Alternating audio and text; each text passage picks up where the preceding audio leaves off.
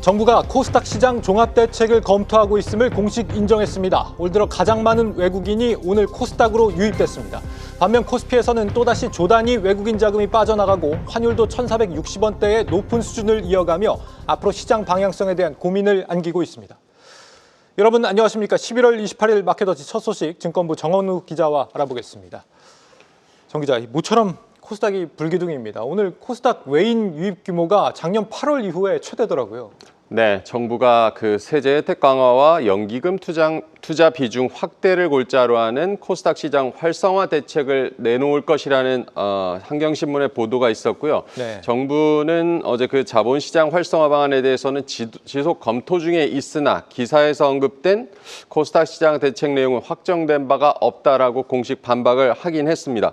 그래도 이제 검토는 하고 있다라는 워딩에 주목하면서 오늘 코스닥 시장의 상승세가 두드러지고 있고요. 코스닥의 외국인의 순매수가 강하게 들어오는 것을 보면 우리 정책 모멘텀에 글로벌 투자자들도 주목하고 있다는 점을 재확인할 수가 있습니다.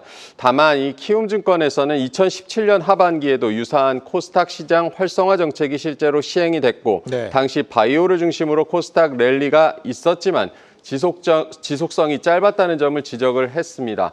올해 코스피가 64% 정도 오른 반면에 코스닥의 상승률은 지금 33% 정도 수준입니다.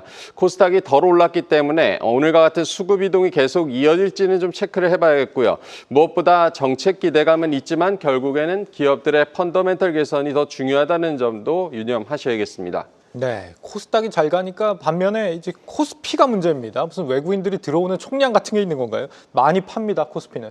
네, 코스피 외국인들의 수급 이탈이 지속이 되고 있는데요. 외국인들은 코스피에서 11월 들어서 어제까지 12조 4천억 원 정도를 팔았습니다.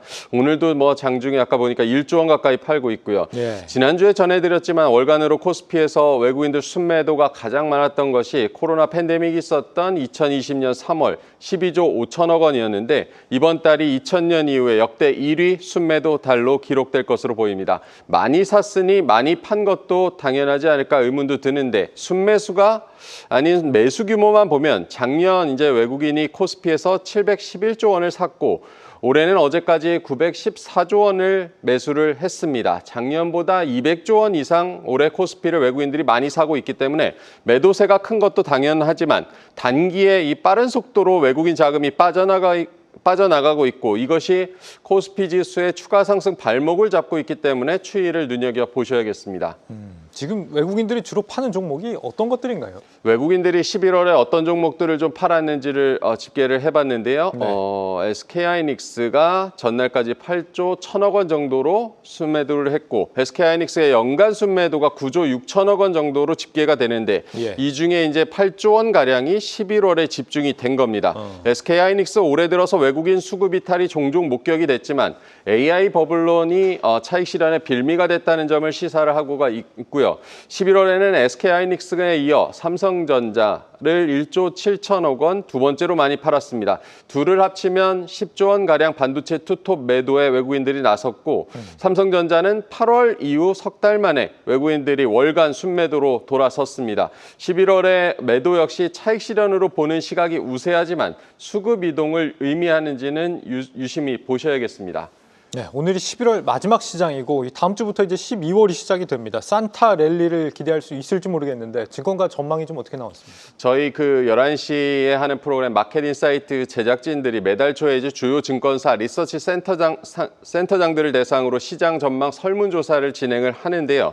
미리 이 내용을 조금 받아봤습니다. 지수 밴드를 보면 대체로 지난달과 큰 차이는 없어 보이는데요.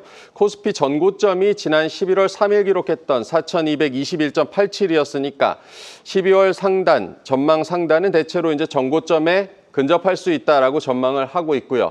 하단 같은 경우는 3,600에서 3,700선까지 열어둔 것을 봤을 때 지금 지수 레벨에서 상방과 하방이 팽팽하다고 볼 수가 있습니다. 주요 변수들을 보자면 12월 FOMC가 한국 시간으로 12월 11일 새벽에 나올 예정인데 유동성 불안은 진정될 것으로 보는 시각이 우세하지만 끝까지 좀 확인이 필요하고요.